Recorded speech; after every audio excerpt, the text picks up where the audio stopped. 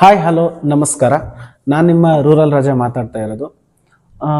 Video ಮಾಡಿರ್ತಕ್ಕಂಥ ಉದ್ದೇಶ ಏನಂದ್ರೆ ಒಂದಿಷ್ಟು ಸಿಂಗಿಂಗಿಗೆ ಸಂಬಂಧಪಟ್ಟಿರ್ತಕ್ಕಂಥ ವಿಷಯಗಳನ್ನ ಹೇಳಲಿಕ್ಕೆ, ಅದು ಕೆಲವೊಬ್ಬರಿಗೆ ಅನುಕೂಲ ಆಗಲಿ ಅನ್ನೋ ಉದ್ದೇಶಕ್ಕೆ ಈ ವಿಡಿಯೋನ ಮಾಡ್ತಾ ಇದ್ದೇನೆ.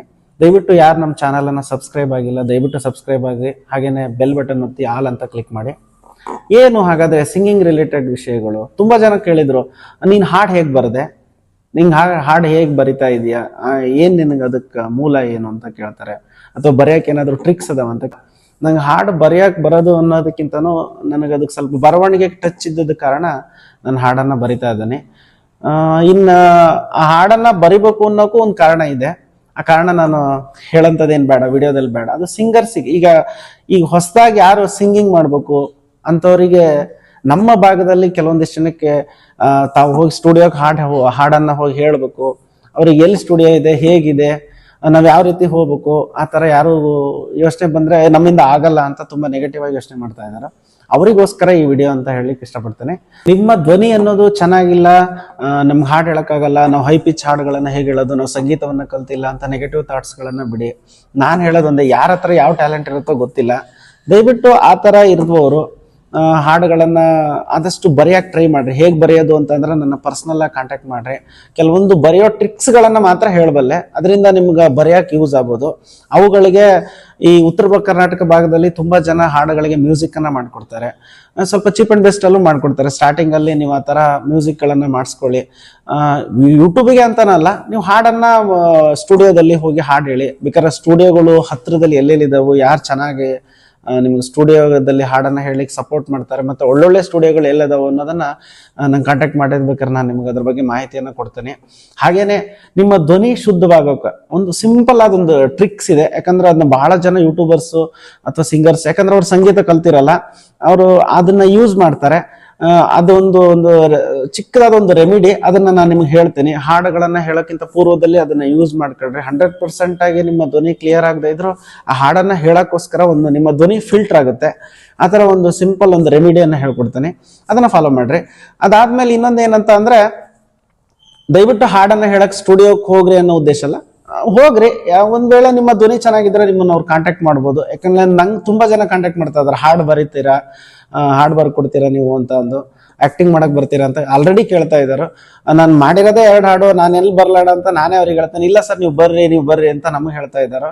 ಹಂಗಂತ ನಾನು ಹೋಗಲ್ಲ, ಯಾಕಂದ್ರೆ ನಾವು ಅಷ್ಟು ದೂರ ಹೋಗಿ ನಮಗೆ ಮಾಡಕ್ಕಾಗಲ್ಲ, ಹೇಳಕ್ ಬರಲ್ಲ. ನಿಮ್ಮಲ್ಲಿ ಯಾವ್ದಾದ್ರು ಧ್ವನಿ ಚೆನ್ನಾಗಿದ್ದು ಅಥವಾ ಆಕ್ಟಿಂಗ್ ಶೈಲಿಗಳು ತುಂಬಾ ಚೆನ್ನಾಗಿತ್ತು ಅಂದ್ರೆ ನಿಮ್ಮನ್ನ ಕಾಂಟ್ಯಾಕ್ಟ್ ಮಾಡ್ತಾರೆ, ನಿಮ್ ಕೈಯಲ್ಲೂ ಆಕ್ಟಿಂಗ್ ಮಾಡಿಸ್ತಾರೆ. ನಿಮ್ಗೆ ಅದರಿಂದನೂ ಒಂದು ಲೈಫಿಗೆ ಒಂದು ದಾರಿ ಸಿಗ್ಬೋದು ಅನ್ನೋ ಒಂದು ಉದ್ದೇಶ.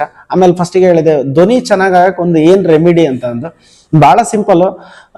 ಎಲ್ಲರ ಮನೆಯಲ್ಲೂ ಇರೋ ಒಂದು ರೆಮಿಡಿ ಇದು. ಆ ರೆಮಿಡಿ ವಸ್ತು ಏನಪ್ಪಾ ಅಂತ ಅಂದ್ರ, ಎಲ್ಲರ ಮನೆಯಲ್ಲೂ ಲವಂಗ, ಅಡಿಗೆ ಮಾಡಕ್ ಲವಂಗ ಅನ್ನೋದು ಇದ್ದೇ ಇರುತ್ತೆ, ಗೊತ್ತಲ್ಲ. ಆ ಲವಂಗ ಇರ್ತೈತಲ್ಲ, ನೀವು ಆ ಲವಂಗನ ಬಾಯಲ್ಲಿ ಇಟ್ಕೊಳ್ಳಿ, ಅದನ್ನ ಜಗಿಬೇಡಿ. ಹಾಗೇನೆ ಅದನ್ನ ಬಾಯಲ್ಲಿ ಇಟ್ಕೊಂಡು ಅದು ಮೆಲ್ಟ್ ಆಗಲಿವರೆಗೂ ಅದು ಹಂಗೆ ಬಾಯಲ್ಲಿ ಇಟ್ಕೊಂಡ್ರು ಕನಿಷ್ಠ ಒಂದು 2-3 ತಾಸು ಬಾಯಲ್ಲೇ ಇದ್ರೆ ನಿಮ್ಮ ಧ್ವನಿ ತುಂಬಾ ಫಿಲ್ಟರ್ ಆಗುತ್ತೆ.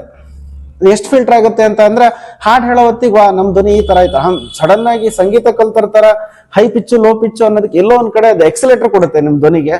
ಆ ಉದ್ದೇಶಕ್ಕಾಗಿ ಲವಂಗವನ್ನ ಯೂಸ್ ಮಾಡ್ರಿ. ಇವತ್ತು ಆರ್ಕೆಸ್ಟ್ರಾದಲ್ಲಿ ನೀವು 8 ಗಂಟೆ 9 ಗಂಟೆಗೆ ಹಾಡು ಹೇಳ್ತೇವೆ ಅಂತ ಅಂದ್ರೆ, ಒಂದು 5 ಗಂಟೆಗೆ ಬಾಯಲ್ಲಿ ಒಂದ್ ಸೈಡ್ ಲವಂಗ ಇಟ್ಕೊಳ್ರಿ.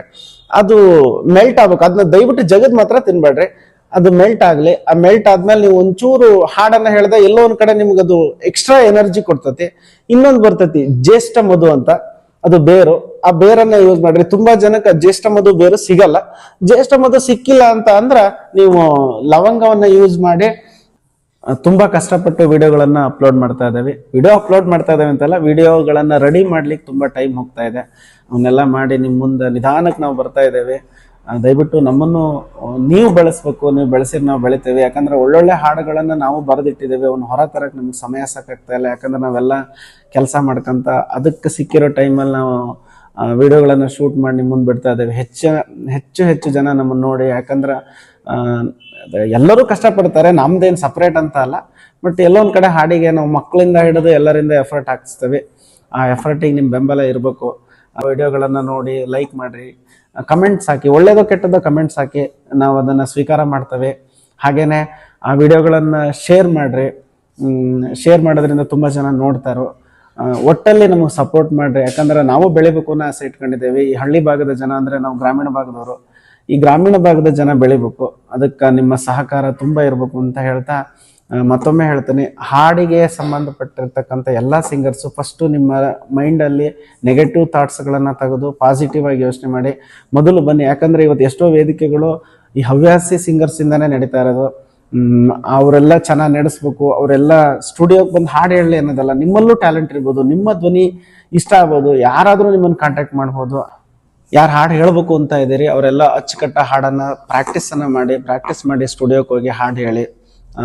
ಹತ್ತಿರದಲ್ಲಿ ಯಾರಾದರೂ ಇದ್ರೆ ಮ್ಯೂಸಿಕ್ಗಳನ್ನು ಮಾಡಿಕೊಡ್ತಾರೆ, ಅದಕ್ಕೆಲ್ಲ ಅದಕ್ಕೆ ದುಡ್ಡು ಕೊಟ್ಟು ಸಿಂಪಲ್ ಜಾಸ್ತಿ ಇನ್ವೆಸ್ಟ್ಮೆಂಟ್ ಮಾಡ್ದಂಗೆ ಮಾಡ್ರಿ. ಒಂದು ಸಣ್ಣಕ್ಕೆ ನೀವು ಹಾಡು ಹೇಳ್ರಿ, ಒಳ್ಳೇದಾಗುತ್ತೆ. ನಾನು ಹೇಳಿದ್ನಲ್ಲ, ಲವಂಗ ಮತ್ತು ಜೇಷ್ಟಮದು ಆ ಟ್ರಿಕ್ಸನ್ನು ಫಾಲೋ ಮಾಡಿ ಅದನ್ನು ಬಾಯಲ್ಲಿ ಇಟ್ಕೊಳ್ಳೋದ್ರಿಂದ ನಿಜವಾಗ್ಲೂ ನಿಮ್ಮ ಧ್ವನಿ 100/100 ಬರುತ್ತೆ ಎಲ್ಲ ಗೊತ್ತಿಲ್ಲ, ಒಂದು ತಕ್ಕ ಮಟ್ಟಿಗಾದರೂ ಫಿಲ್ಟರ್ ಆಗುತ್ತೆ. ಅದು ನಿಮ್ಗೆ ಆ ಫೀಲ್ ಕೊಡುತ್ತೆ. ಅದನ್ನ ಯೂಸ್ ಮಾಡೋದ್ರಿಂದ ಒಳ್ಳೇದಾಗುತ್ತೆ. ಮಾಡ್ರಿ. ಹಾಗೇನೆ ತುಂಬ ಜನ ಹೇಳ್ತಾರೋ, ನೀವು ಪ್ರೋಗ್ರಾಮ್ ಸಡನ್ ಫೋನ್ ಮಾಡಿ ನೀವು ಪ್ರೋಗ್ರಾಮ್ ಕೊಡ್ತೀರಾ ಅಂತ ಕೇಳ್ತೀರಿ. ನಾವು ಪ್ರೋಗ್ರಾಮ್ ಕೊಡ್ತೀವಿ, ಮಕ್ಕಳಿಂದ ಮತ್ತು ನಾವು ಎಲ್ಲರೂ ಸೇರಿ ಒಂದು ಒಳ್ಳೆ ಬೇರೆ ಥರ ಪ್ರೋಗ್ರಾಮ್ ನಾವು ಕೊಡ್ತೇವೆ. ಆ ಪ್ರೋಗ್ರಾಮ್ ಕೊಡ್ಬೇಕು ಅನ್ನೋದನ್ನ ನೀವು ದಯವಿಟ್ಟು ಬೇಗ ಒಂದೇ ಸಲ ಹೇಳ್ಬೇಡ್ರಿ. ಒಂದು ಬಿಫೋರ್ ಒಂದು 10 ದಿವಸ ಮುಂಚೆ ಏನಾದರೂ ಹೇಳಿದ್ರೆ ನಾವು ಪ್ರಿಪ್ರೇಷನ್ ಆಗ್ತೇವೆ. ಸಡನ್ ಆಗಿ ಹೇಳಿದ್ರೆ ನಮ್ಗೆ ಎಲ್ಲ ಶಾಲೆ ಮಕ್ಕಳು ಎಲ್ಲರೂ ದೂರ ಇರೋರಿಗೆ ಹೊಂದಿಸ್ಕೊಂಬರೋದು ಕಷ್ಟ ಆಗ್ತದೆ. ಆ ಉದ್ದೇಶಕ್ಕೆ ಈ ಪ್ರೋಗ್ರಾಮ್ ಅಂತ ಬಂದಾಗ ಒಂದೇ ಸಲ ಹೇಳ್ಬೇಡ್ರಿ, ಬಿಫೋರೇ ಹೇಳ್ರಿ. ನಾವು ರೆಡಿಯಾಗಿ ಒಂದು ತಕ್ಕ ಮಟ್ಟದ ಒಂದು ಒಳ್ಳೆ ಪ್ರೋಗ್ರಾಮನ್ನು ನಾವು ಕೊಡ್ತೇವೆ ಅಂತ ಹೇಳ್ತಾ ಎಲ್ರಿಗೂ ನಮಸ್ಕಾರ.